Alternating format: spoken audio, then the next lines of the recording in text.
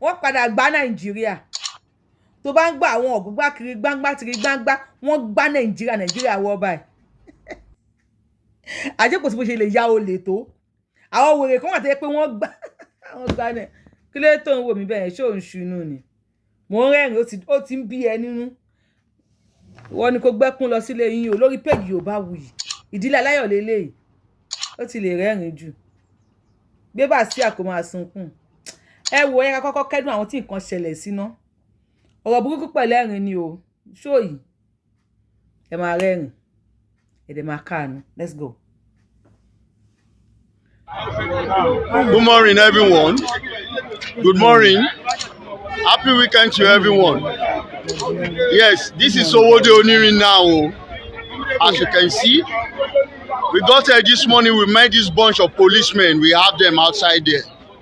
They are threatening to demolish the market without any proper notification, without any forward information. And they are now threatening everybody because they are carrying gun, ready to create another problem right here today. As you can see, they are stopping everybody, they are preventing everybody from entering into the market. As you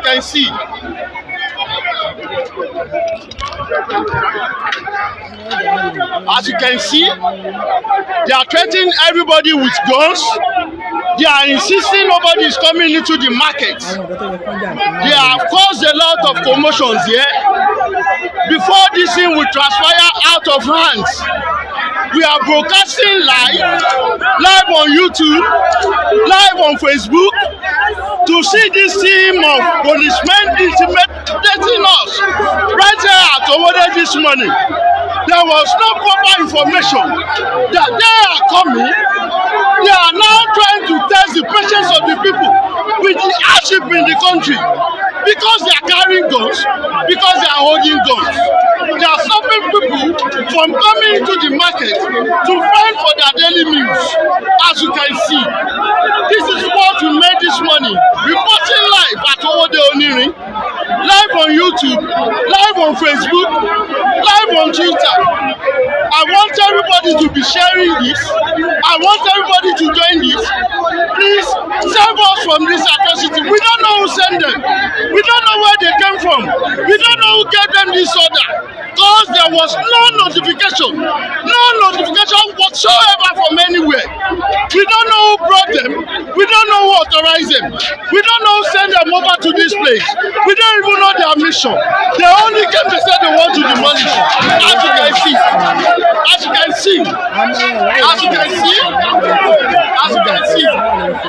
they are here to cause trouble. By the time it will turn out of range, I want everybody to share this. Keep sharing, please. Thank the Commissioner of Police, Lagos State. Thank all of them. Keep sharing, please. Keep sharing. This is what we are seeing this morning. This is what we are seeing this morning. Please, thank the Commissioner of Police, Lagos State. Thank all of them. Thank the IG himself. Thank all of the Nigerian police force. Please thank them this morning. As you are seeing, this is what we made this morning. This is what we're doing. As you can see them, they are here with their guns without any proper notification. We don't know their mission. They just came to say they want to demolish. They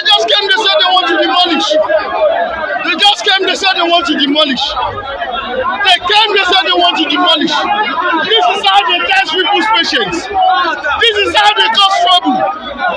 Nobody is fighting with them because they are holding guns. Nobody is fighting with them. Nobody is quarreling with them. This is our right. If anything is going to be done at Owode or at anywhere, there should be a proper notification. There should be a formal notification. Nothing of such was done. That is why we are saying it. I want everybody to share. I want everybody to tag. Tag the Commissioner of Police, Lagos State. Tag them. This is Owode Onirin. Owode Onirin after my 12. This is what we made this morning. Thank you. This is what we are seeing this morning. They are threatening us. They are threatening us. They are threatening us. They are threatening us. We don't know what the offense is. We don't know what the offense is. We don't know what the offense is. We are law-abiding people in this market. We are here to work. We are here to work. We are here to work. They brought the tout. They brought the tout to come and foment trouble. This is what we are seeing this morning. This is what we are seeing this morning. Ẹ jọ̀ọ́, ọmọ ọdún mélòó ni bàbá Awólọ́wọ̀ nígbà tí wọ́n jà fún independent Nigeria independent 1960 ọmọ ọdún mélòó ni bàbá Awólọ́wọ̀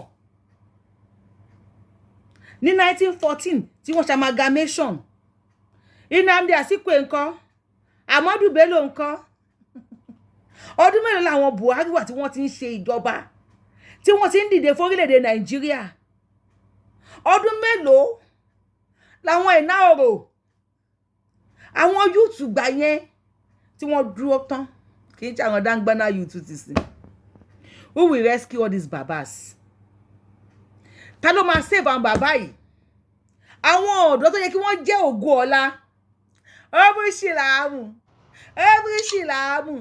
ẹ bá wa àǹfà wa tí ń yẹ̀ lọ díẹ̀díẹ̀ nìyẹn o. Tí ń yẹ̀ díẹ̀díẹ̀ o. Kò sí plaster tó máa mú dání o. Ó ń yẹ̀ lọ díẹ̀díẹ̀ nìyẹn. Fídíò wa bíbí. Tí rí nǹkan kan o. Ẹlòmíà fẹ́ sunkún lórí show yìí. Ṣùgbọ́n máa play tó máa funny fún yín náà nínú ẹ̀. Tí tẹ́ wo yìí. Àbí kí n kọ́kọ́ play ẹ̀ fún yín kí tó wá analyze ẹ̀. We are the youths that will speak up for all these babas. Tó bá wo owó dé onírin. Tẹ́júmọ́lá òyìnbó onírin. Owó dé the same owó dé yẹn. Tẹ́júmọ́lá òyìnbó onírin. Tó náwó fún barista tí barista kì. Tó bá wá wo owó dé onírin nísìn. Mélòó náà bàbá yìí ló máa lè survive ẹ̀. Mélòó nu wọn ni heart attack ò ní gbé. Mélòó nínú wọn ni ò ní ní stroke. Mélòó nínú wọn ni ò ní dìdàkudà. I could remember nígbà tí Rájí Rasaki tó wó Márọ̀kọ́. Nígbà tó wá sábẹ́ bridge Ìjọra, àwọn bàbá Lájẹ́ Ìgboro yẹn, ẹ mọ̀ pé mi Ajẹ́ Ìgboro ẹyọ kan. Ìyàwó 6 àlè 19 ni.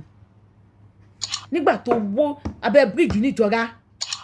Àyèmọ́yà bàbá Lájẹ́ Ìgboro ni wọ́n kú sọnù. Wọ́n kú lẹ́sẹ̀kẹsẹ̀, wọ́n jọ̀ǹdì mọ́lẹ̀ wọ́n dẹ̀ kú. Ìmí ìdílé bá lọ kú ni. Ìmí kókò lẹ́kọ̀ọ́, ó kó lọ sí Kwara báyìí, ó ń dọ̀hùn báyìí stroke gbé ni. Ìyẹn ò sínú páyé ń ṣèyàn. Ìbẹ̀lẹ̀ lómi kú sí. Mélòó náà bàbá ní bí ìlú ṣe le tó yìí ló lè survive kìbẹ̀lẹ̀. Àwọn ògo ọ̀la tí wọ́n fẹ́ fẹ̀yìn sí dáa, tí wọ́n fẹ́ fẹ̀yìn lẹ̀ fún dáa. Wọ́n wà lórí TikTok. Ṣìlàmù, ọmọbìnrin yẹn, ọmọ ẹ̀ṣẹ̀ bí ọmọ kékeré, you go explain, you go tire. Ọlọ́run, you cannot change me. Abẹ́ni ọmọ ò ṣe pààrọ̀ lórúkọ tèmi. I will laugh. You go complain, you go explain, you go tire. Tó bá sọpọlọ lórí ẹ̀ by fire by force. Bí ẹ ká pé China. Káwọn Chinese bá wá ọpọlọ Taiwan kí wọ́n fún ẹ. Náà gbé ojú ẹ̀ sókè. Àwọn ará owó dé lórí yẹn. Watch this. Don't be surprised, this is not market. Lagos State government has rendered these people homeless. These are citizens of Lagos State. These are citizens of Lagos State. Lagos State government just rendered them homeless. Right now, most of these people here don't have anywhere to sleep tonight. Like yesterday at the news channels TV yesterday, they said they don't know anything about this, but they come here with their soldiers, brutalize us. In fact, many were injured. Now these people are homeless. You can see right now. Look at where people park their load. This is Ayetoro community, Ebutemeta, Yaba, LCDA. This is it. Can you see? Just see. Now these people are homeless right now. They are homeless. Look at. Where are they going to stay now? We don't know. This is what Lagos State government and federal government is doing to us. Ṣọ́ra àwọn ènìyàn kò fojú view ẹ̀ àwọn èèyàn mélòó ẹ̀yin tẹ́ ń wò mí àgbẹ̀ tẹ́ ní làákàyè ẹ̀yin ìyá mi ẹ̀yin bàbá mi ẹ̀yin ẹ̀gbọ́n mi ẹ̀yin àbúrò mi tẹ́ ń wò mí ẹ̀yin sàwáwù mi náà ẹ jọ̀ọ́ torí Ọlọ́run àwọn tẹ́ ń wò ń bẹ̀ yẹn tí wọ́n ti di homeless because they are now homeless ó ń bú mi ò sí ń bẹ̀ àwọn tẹ́ ń wò bẹ̀ wọ́n máa tó mélòó. No, it's a question. Àwọn tẹ́ ń wò ń bẹ̀ yẹn wọ́n máa tó mélòó. Ẹni tó níyàwó méjì wà nù wọn. Ẹni tó lọ́mọ mẹ́rin wà nù wọn. Àwọn ọmọ ìkan nísìn school wọn ti stop for now. Àbí mo parọ́? Ṣàmọ̀ tí orílẹ̀ èso ló máa lọ school. Àwọn ìyá kan medical treatment wọn ó ti stop for now. Kò so in the first place náà kò so tó máa fi ra oògùn wọ́n kàn manage ara wọn kàn lọlé kàn lọ sùn kàn lọlé kàn jí kàn máa gbó bó lọ́sọ̀ máa mú nísìn. Oh my God. Àwọn bàbá kan wà ń bẹ̀ yẹn tó yẹ wípé kọ́kàn wọ ìrònú tó wà lára ẹlòmíì à ń lọlé adúpẹ́ àsùn ají. Níbo làwọn ìyá àtàwọn bàbá yẹn máa wà nísìn? Wọ́n ti displace wọn.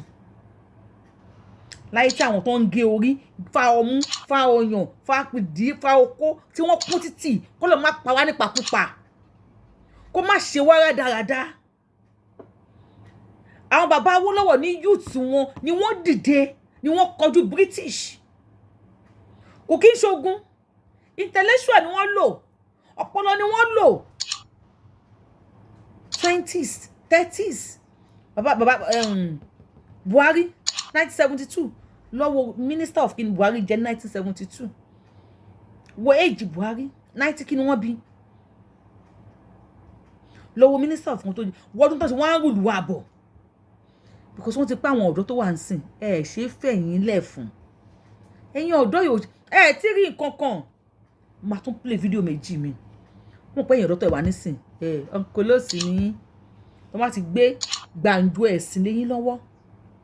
Àwọn bàbá yìí náà who will speak on their behalf. Remember, if not for that man to go live. So bá ní rí nǹkan kan. Àwọn bàbá yìí kàn jà ní ní ká má wọlé that is the only thing they can do. And after doing that, wọ́n kàn order sójà kó lọ dà wọ́n sínú gbága. Nítorí wọ́n máa kú síbẹ̀ kú síbẹ̀. Tó máa fi àwọn EndSARS láti 2020 wọ́n ṣẹ̀jẹ̀ release àwọn kan because nobody to speak on their behalf. Tàbá kan fọmọ wọ́mọ àlù kan pa àwọn ọmọ bíi Dèjì Adéyanjú God bless him. Ó jì ní ká ó jì ó pé on morning show Rufai Ozen àwọn ṣe wọn kí Balóyè àwọn ọmọ nìyẹn àwọn ọmọ àlùbáríkà. Ọlọ́run ṣọmọ wa lọ́mọ o má ṣọmọ wa tọ́mọ tó máa jà fún ẹ̀sìn o má ṣọmọ wa bẹ́ẹ̀ o wọ́n tó máa sunkún ọ́bùsì láàmù gábà àwọn àfáà wa táwọn máa fẹ́ ṣe wọ́n ṣe nọ́mà nínú ayé. Àwọn bàbá tó ń wò yẹn tó bá kì wọ́n lọ kì wọ́n bọ̀ wọ́n máa kì kan mọ́ ẹ nínú wọn tó bá kì wọ́n lọ kì wọ́n bọ̀ wọ́n máa kì kan mọ́ mi nínú wọn because we are all Yoruba people. Ọmọ Yorùbá ni wá wọ́n á kì wọ́n àyàfi ẹ̀yìn tẹ́tí ya ẹ̀hàn náà o tẹ́tí ya ẹ̀hàn náà tó pẹ́ ń ṣẹ̀sìn àyàfi ẹ̀yìn o original ọmọ Yorùbá mọ̀ pé tí kíní kan bá ọmọ Yorùbá kan ó bá gbogbo ọmọ Yorùbá ni original ọmọ Yorùbá nìyẹn o so mi fẹ́ ká lọ jìnnà kò bá mi wo bàbá yìí ẹ ṣeun sà. Ẹ dákun gbogbo ẹni tí wàá dídò yìí kó bá sí ẹ kó dọ́dọ̀ àwọn gọ́ọ̀mẹ̀ntì abájú kó olókolówó tán tá à ń lọ sí ọ̀nà alápá ẹ wo ọ̀nà yìí alẹ́ ọ̀nà yìí ti wọ́ọ̀sì gan à ń bẹ̀jọba Kwara kí wọ́n dáhùn tòlùtọ́ lọ́wọ́ bá ẹ̀mí àwọn ẹ wo máa yẹ ẹ wo onítúni ṣe o mọ́tò kankan ti fẹ́ lájẹ́ níbí nísìnyí látara pé kò síbi tí wọ́n ń gbà fa wọ́n dáhùn tòlùtọ́ lọ́wọ́ bá àwọn tó gbá Nàìjíríà àwọn Boko ti gbá Nàìjíríà gbogbo nǹkan ìbẹ̀rẹ̀ pẹ̀lú ìṣẹ̀lẹ̀ tí máa ń lò tó yà mú ọlọ́ni. Boko gbá Nàìjíríà. Ẹ dákun abẹ́jọba Kwara fa kí wọ́n dákun gbogbo ẹni tó bá rí àgọ́ bá ṣí ẹ̀ kó fi dọ́dọ̀ gómìnà gangan kí ni yóò dáná tí wọ́n ń bí láti 5 days ago kò sí nǹkan tí wọ́n ṣe lórí ẹ̀ ẹ dákun sọ pásítẹ̀ntì kan máa ṣe tó bá lágbára nísìn gbogbo yóò wá bíbí sọ́lọ̀ ló wá fà yí àwọn ló wá fà yí àbí àmúwò ara wa gẹ́gẹ́ ẹ dákun àbẹ̀jọba kọ́ra tó tọ́ lọ́wọ́ bá kí wọ́n wá kí wọ́n tó ṣe síbi tó lọ́wọ́ bá ọlọ́run jẹ́ kó bàjẹ́ ìlú lọ́nà ìlú ní bàjẹ́.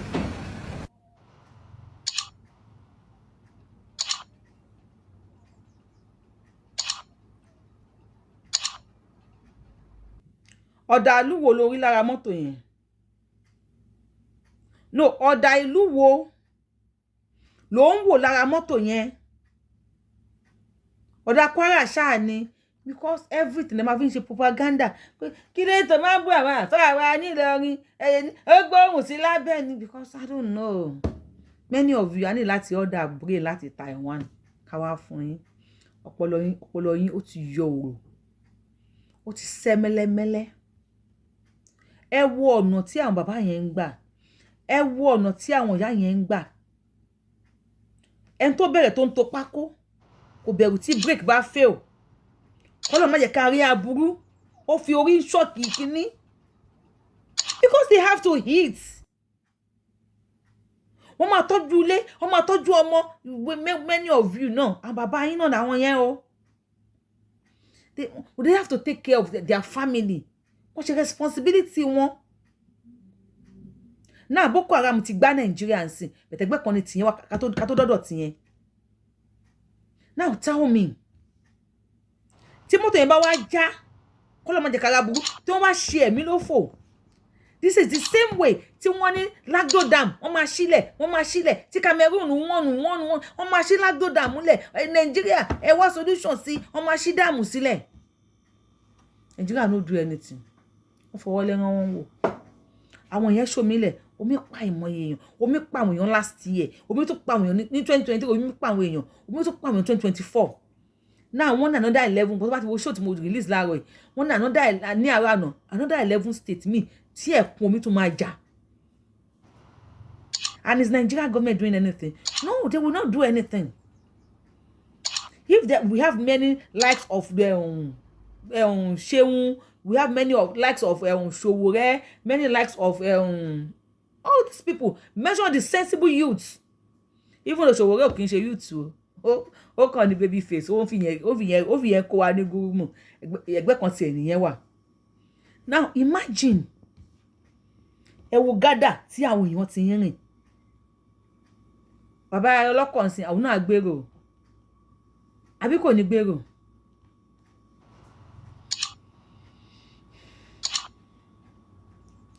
Bàbá ọlọ́kọ̀ máa gbèrò àbí kò ní gbèrò? I am just asking. Now watch this baba. wọ́n ní síra yìí rẹ̀ pẹ́ ní 4,100 naira yìí pẹ́ 20,000 yìí mú 3,000 lélẹ̀ èmo ní mọ́tò yìí rọ́bọ̀ wọn yìí rọ́bọ̀ ẹ̀rọ wọ́n ní síra látọ̀rọ̀ bá ìjọba APC wọ́n ní síra láyé wọ́n ní síra lákàmọ́ náà mọ̀ ń gbọ́. ṣé Nàìjíríà bí ṣe ń lọ yìí tó dàbí kò dáa? kò dáa rẹ ọlọ́run bá yí padà, ọlọ́run kọ́ àwọn ẹlẹ́yìn kó ń bẹ̀, àwọn ẹlẹ́yìn ọlọ́run kó ń bẹ̀, ojú ìmọ̀tàlíbù tó wọn pé kó yí padà. ìyà ń jẹ wá, ìjọba wọn sún wọn, ìlú ń ké gbogbo dáàbì tí wọ́n ṣe báyìí wọn lójútì ni wọ́n ń gbé wọn sẹ́gbẹ̀ ni èpè náà ń gbé wọn sẹ́ o, kí wọ́n yí padà, kí wọ́n bá yí padà. èmi ni Wàhábù Ajíbáyé. èpè thanks èpè ìsíkọ́ tó èpè ó ń dùn ẹ́, jẹ́ kó fẹ́ kó máa dùn ẹ́ náà ni, ó ń wò mí mò ń jó, ó ń dùn ẹ́, mo fẹ́ kó máa dùn ẹ́ ni, Ọlọ́run ò ní jẹ́ kí n rógun ìbànújẹ́, mo fẹ́ kó máa dùn ẹ́ ni. ó ń wò mí pé mo ń rẹ́rìn. I don't know why ẹ̀rín tèmi Ọlọ́run ló ṣe bẹ́ẹ̀ o, Ọlọ́run Elédùmarè ló ṣe bẹ́ẹ̀ pé kẹ́rin tèmi kó máa ba àwọn kan nínú jẹ́. Ọlọ́run ló máa ń pín o, ó ní tí n bá ti rẹ́rìn bá kí ní àwọn kan dẹ̀ máa bàjẹ́. ó ṣe bí àwọn kékeré. How does that be your problem? mo rẹ́rìn pẹ̀lẹ́nu mi, problem tèmi nìyẹn. ìwọ orí fọ ẹnu ẹ̀ ń bàjẹ́, problem tiẹ̀ nìyẹn. bí ìlú ṣe máa dá, problem ti gbogbo wa nìyẹn, because àwọn táwa níbi bíi náà orí ti ń ta wá o. kí ni mo sọ? orí ń ta alájà anybody.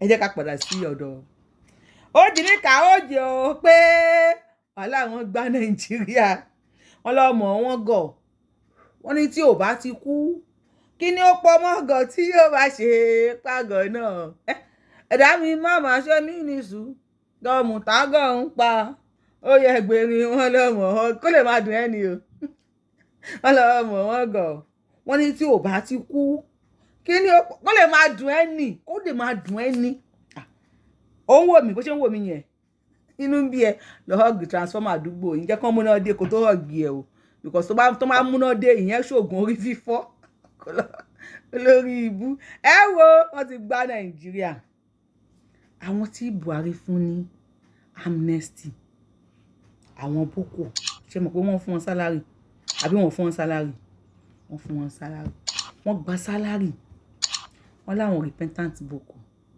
wọ́n fẹ́ yàwó fún wọn wọ́n bímọ wọ́n fún wọn sálárì kódà wọ́n rán àwọn míì lọ sílùú òyìnbó wọ́n ti wá káwọn kan dé o àwọn ṣẹpẹtẹrì àwọn awọkáwọ wọ́n ti rù wọ́n dé o wọ́n láwọn repentant ní bọ́ọ̀lù àwọn lẹ́yìn wò lẹ́gbẹ̀ẹ́ mi tó máa ṣe o 13 of them mẹ́tàlá wọ́n láwọn ti repent Nigerian government wá mú wọn wọ́n dà wọ́n sí ara àwọn military wọ́n ní kó jọ máa fight insurgency àwọn náà kúkú mọ̀nà ajá àsìn ló meworo sí ló ẹni tó mojú ògún ló máa ń pa bìnírè ṣebí Boko ni wọ́n tẹ̀lé wọ́n lè láwọn ti repent ebi wọn tó ti ń ṣerú ẹ̀ o only in Nigeria what Nigeria cannot do does not exist what Nigeria cannot do does not exist ẹjọ́ máa lọ àwọn àti àwọn Nigeria military wọ́n jọ máa lọ ṣe kínní wọ́n jọ máa wọgbó àwọn yẹn láwọn ń jẹ́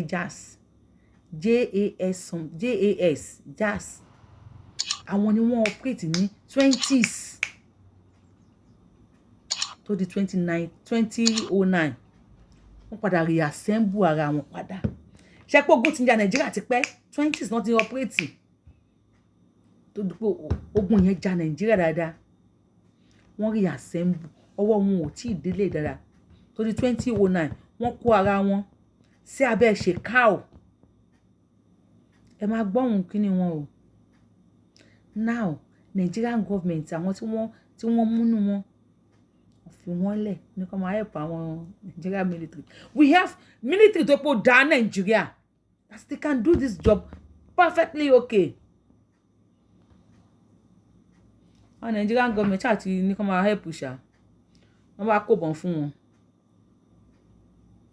wọ́n lè fún wọn ní motorcycle tó pọ̀ dáadáa ẹ máa fi yá ìbọn ní oríṣiríṣi ọmọ ìtọ́ ń ta ìbọn oríṣiríṣi àwọn ọmọ ìtọ́ ń ta ẹ máa help àwọn ará àwọn military ẹ máa rẹ́rìn kí ló ṣẹlẹ̀ wọ́n ti jápa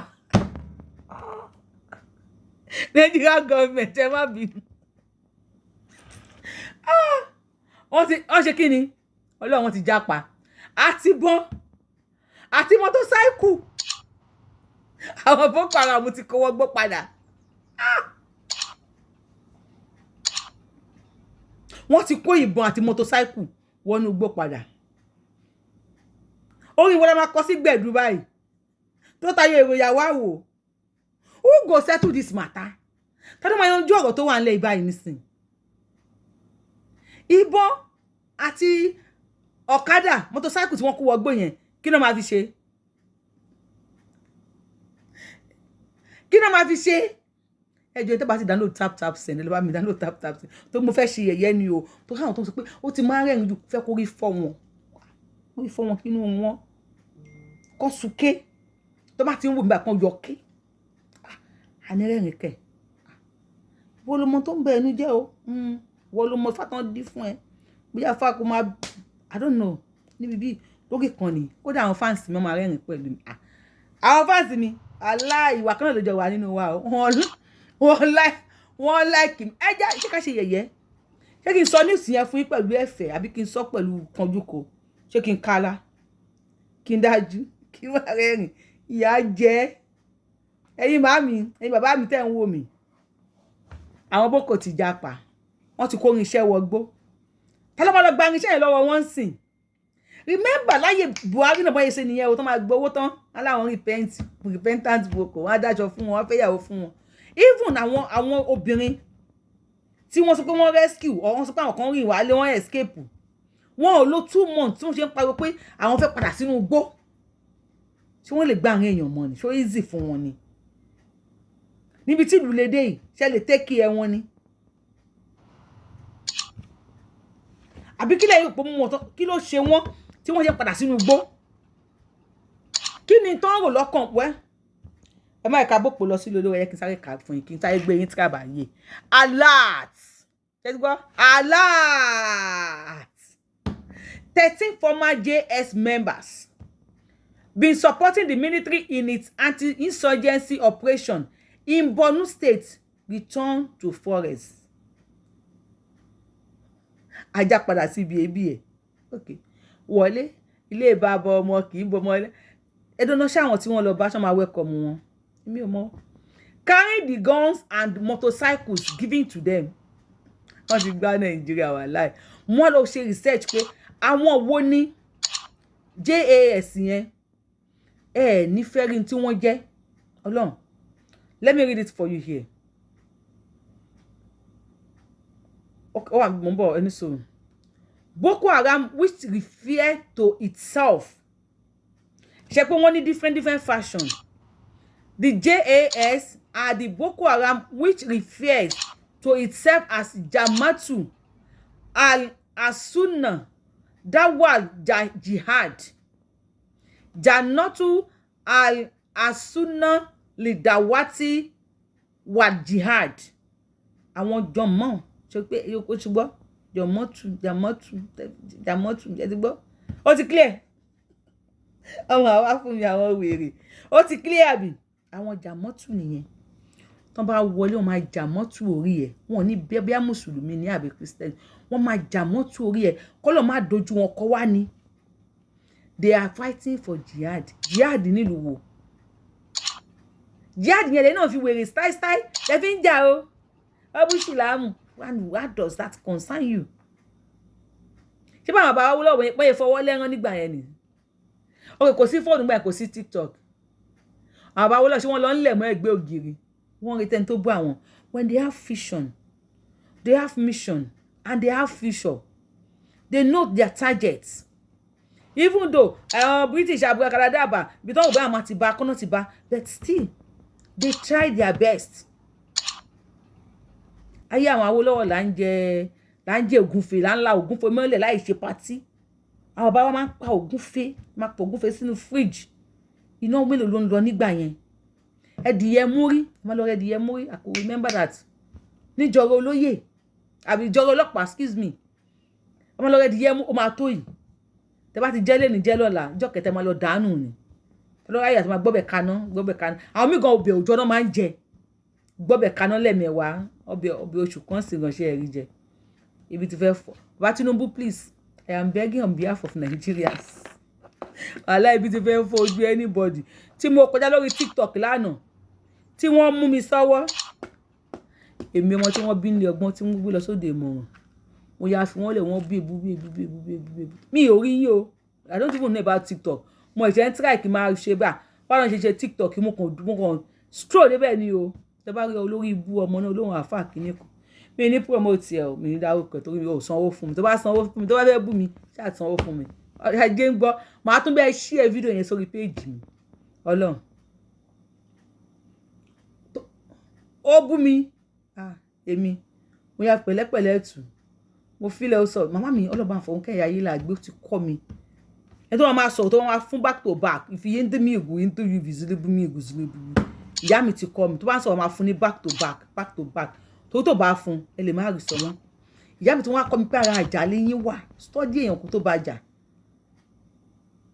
tí wọ́n bá tún bẹ̀rẹ̀ wèrè tó bá pò ti wò pé bó ṣe ń lọ yẹn bó ṣe ń hó ṣùṣùṣùṣùṣùṣù yẹn ó máa dá wáyé ṣé wọ́n jẹ́ bí ẹ̀rọ ọlọ́gì yẹn fílẹ̀ yẹ kí fáńbẹ̀ ti ẹ̀ já pé mo fi yín lẹ̀ ẹ̀ hó gbùdùgbùdù ẹni tó máa wá sí ṣèyí tó yẹ ẹni tó máa ṣe pẹlẹ tó máa ṣe làákàyè mo fi yín lẹ̀ títí ẹ̀ rojọ́ fáńbẹ̀ tí ń já bàtẹ́ gbé mi wọlé pé ọ̀rọ̀ mẹ́ta náà ni mo sọ mi ì lè jẹ́ kẹ́ fún mi lésì mo kó ònú kíní yín ni ọmọ tí ìyẹ́ ẹ̀ wọn tó lè rí búyà bá bí tí ò lè búyà láyé ọmọ Yorùbáwùyí ẹ lè ró ọ̀rọ̀ má wà létí aṣọ wọ́n bí àwa nílé ọgbọ́n wọ́n gbé wa lọ sóde ìmọ̀ràn ni ògún gbọ́ sẹgbẹ́ kan nìyẹn wà ẹdìyẹ múrí táwọn máa jẹ ẹdìyẹ múrí nígbà yẹn ọyìn ọmọ àlè yẹ ríru ẹ̀jẹ̀ àwa gbádùn láyé tiwa àwọn bàbá Awólọ́wọ̀ náà ṣe free education Awólọ́wọ̀ ló lè ṣe free education Awólọ́wọ̀ ló lè ṣe free education ṣe rí free education yẹn ló ń sìn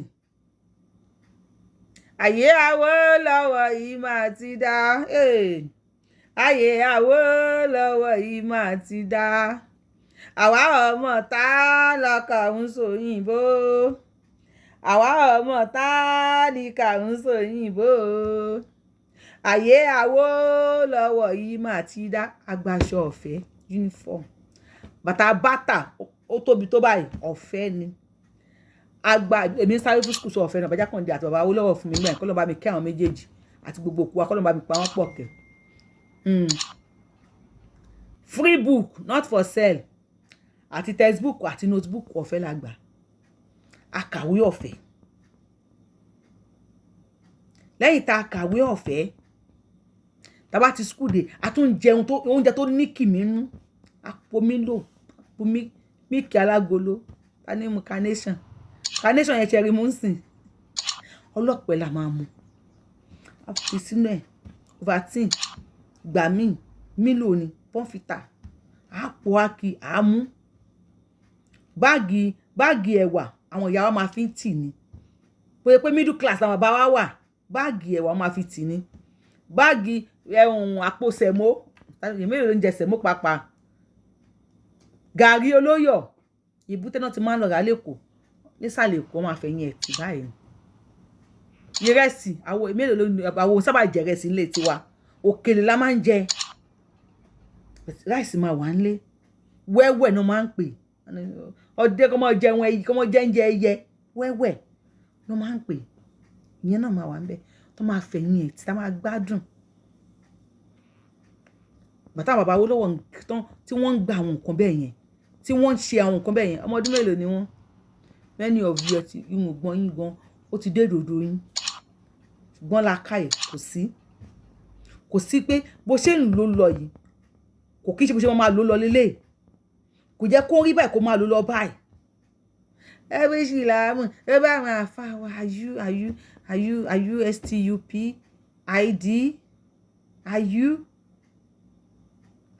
STUP ID bá mi download tap send o mo fọlọ́ bá bẹ̀ kéde ló promo code orúkọ mi Abiola TTS bá mi download tap send kéde ló promo code orúkọ mi ṣe dáadáa bí àdìrẹ lẹ́kọ̀ọ́ náà àwọn ilé ni wọ́n ti ń wò yìí yẹ ká délẹ̀ àwọn tó ń gbá Nàìjíríà ni wọ́n gbé Nàìjíríà gógó okay Boko Haram which refer to itself as Jamaatul al-Sunnah al-Dawati wa Jihad JASDJ group of Sunni people for calling and jihad group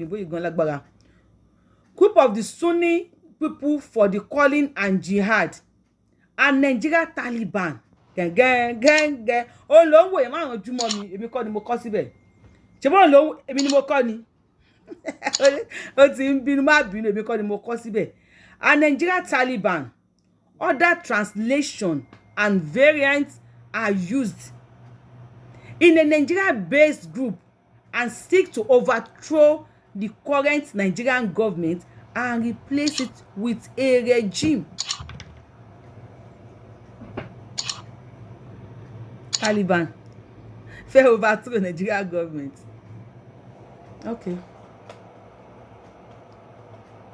Taliban wọ́n náà fẹ́ jà fún jihad yẹn lẹ́yìn tẹ́pẹ́rẹ́ ọmọ Yorùbá lẹ́tí fi style ìjà yẹn o ẹ fẹ́ rí anybody tí ó bá ti ṣẹ̀ sí yín sójú ẹ dẹ̀ wúlò nínú ayé náà kí lẹ wú I don't know I don't want to say that excuse my word níbẹ̀ yẹn I don't want to say that ẹni tí àṣà ìyá mi ẹni tí ò dá ní dágún lù ẹni tí ò dá Yorùbá land sáfẹ́, Yorùbá land of equity, Yorùbá land of love, Yorùbá land of nǹkan rere, Yorùbá land tó máa mú ìfẹ́, ìrẹ́pọ̀, ìdùnnú là ń fẹ́. A fẹ́ Yorùbá land tí máa ṣe bí olórí burúkú ẹ̀fẹ́ jà ẹni tí ẹ̀fẹ́ jà ni. Àwọn wèrè ẹ fẹ́ rí mi ẹ lọ kú Ọlọ́run kò ṣe ìyẹn ó ṣe anything now. Ìyẹn ò kì í ṣe kankan, but I need àwọn ọ̀dọ́ tí sense wọn tó wà accurate. I mean àwọn ọ̀dọ́ tí sense wọn ṣiṣẹ́ normally. Ohun tí mò ń try láti sọ ni pé àwọn ọ̀dọ́ tí ọpọlọ wọn máa ṣova float, àwọn ọ̀dọ́ tí ọpọlọ wọn tí bátìrì ẹ̀ ò lò, àwọn ọ̀dọ́ tá a need nílẹ̀ Yorùbá nìyẹn. Àwọn ọ̀dọ́ tó máa ronú nípa ọjọ́ ọ̀la,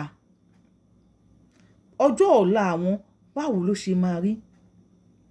Àwọn àgbàlagbà tó máa ronú wípé ọjọ́ ọ̀la àwọn ọmọ àwọn báwo ló ṣe máa rí. We talk about Yorùbá nation. Ẹ̀yin yìí náà lẹ́bàá. Ìsìlámù nation làwa ń fẹ́.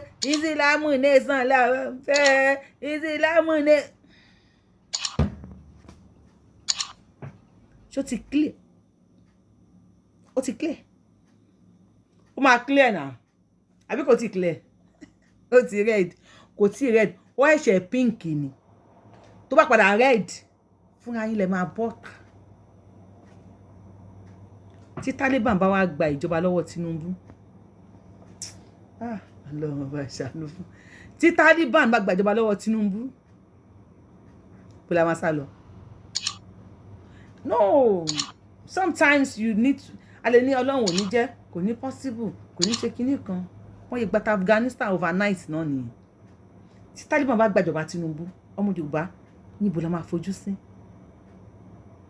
Taliban. Ṣé pé wọ́n ní various group, àwọn kan láwọn ISWAP, àwọn kan we have, I don't even know how many groups tó wà ní Nigeria.